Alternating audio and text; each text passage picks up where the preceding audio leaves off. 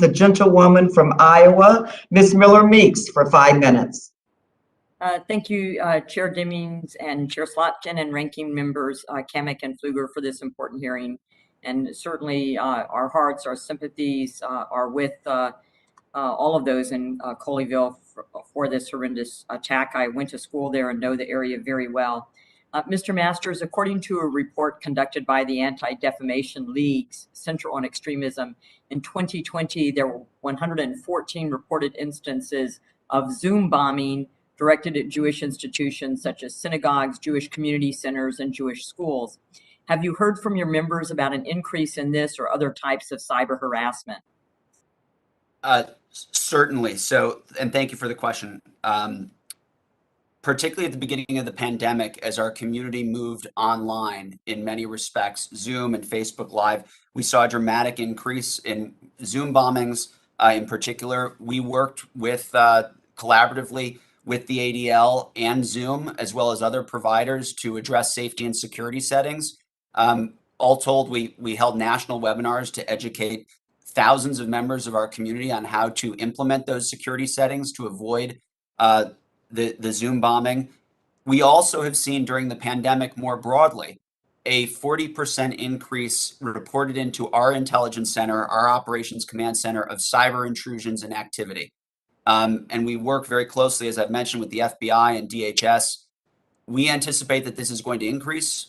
I would note that particularly when we see international events that affect the state of Israel and the Jewish community throughout the world, we see an uptick in cyber activity, what we believe to be both from state and non-state actors, some affiliated with foreign terrorist organizations, others operating on their own potentially. This is very significant. What I would drive to with the point, and this goes to the physical security as well, and Congresswoman Sheila Jackson-Lee's question, it's not just about the security, it is about the feeling of insecurity that is created in the community. Whether it is on Zoom or whether it is the question that Rabbi Konnikov identified of someone feeling uncomfortable, if we get to a place in our country, in this community, where people are uncomfortable walking to synagogues, sending their kids to Jewish day school, or participating in a Zoom, we will do far more damage to ourselves as a faith-based community and as a country than any single or group of terrorists could do. And that is why it is so essential that we have these funds to help us support the physical security, the cyber security, to create an empowered, resilient community. And we thank you for your support in making that happen. And to that end, an extension of this is that, and this is for any of the witnesses or either the rabbis as well, Congregation Beth Israel in Colleyville, Texas, has regularly live streamed its service, especially since the start of COVID, to ensure that its entire community would still be able to participate. And this practice took a dark turn when Malik Faisal Akram took 4 people hostage, and when it allowed an unprecedented number of people to watch the attack in real time. And we know, given the state of culture now, the state of the internet and social media, and getting more likes and attention if you do egregious things. I mean, all of us have seen some of the horrific videos on the internet. Are you all concerned that having had this live streamed inadvertently would yield to copycat attacks as a result of the extremely public nature of the Colleyville attack?